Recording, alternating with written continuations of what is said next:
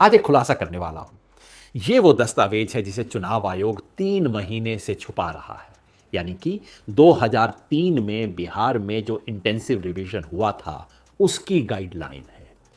याद रखिए, चुनाव आयोग हमेशा कहता रहा है कि हम तो वही कर रहे हैं जो 2003 में हुआ था, और हम कह रहे हैं कि अच्छा बताइए 2003 में क्या किया था। चुनाव आयोग ने फाइल नहीं दी, आरटीआई में मांगा गया, उसका जवाब नहीं दिया। पत्रकारों ने पूछा तो कहा कि फाइल गुम हो गई है। तो साहब हमने फाइल निकाल ली और अब समझ आ गया कि क्यों चुनाव आयोग इसको दबा के बैठा हुआ था। क्योंकि ये जो गाइडलाइंस हैं ये चुनाव आयोग के एक एक दावे का खंडन करती हैं। चुनाव आयोग 3 बड़े झूठ बोल रहा है।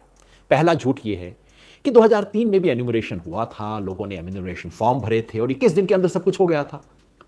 अब गाइडलाइन बताती है कि 2003 में कोई एन्यूमरेशन फॉर्म भरा ही नहीं गया था, कोई लोगों को डेडलाइन नहीं दी गई थी। एन्यूमरेटर यानी कि जिसे आज बीएलओ कहते हैं, उसको कहा गया था कि तुम घर घर जाओ और ये फॉर्म भरो, पुरानी वोटर लिस्ट में कोई भी संशोधन है उसको करो और आखिर में head of the house hold के सिग्नेचर करवा लो। नंबर 2, चुनाव आयोग कहता है कि 2003 में तो सिर्फ 4 दस्तावेज का लोगों को ऑप्शन था, अब तो देखिए हमने 11 का ऑप्शन दे दिया है। हकीकत जो पता लगी पढ़ने के बाद वो ये कि 2003 में दस्तावेज मांगे ही नहीं गए थे।